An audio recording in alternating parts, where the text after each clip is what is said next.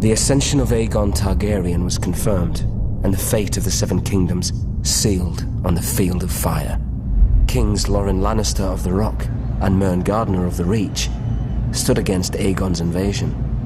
They commanded a united force of 600 banners, 5,000 mounted knights, and 50,000 men-at-arms.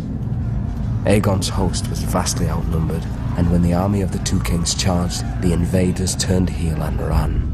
But Andal Might was no match for Dragonflame. When Aegon unleashed all three of his dragons, 4,000 souls were horrendously burned alive on the battlefield, King Mern among them. Realizing all hope was lost, King Loren surrendered.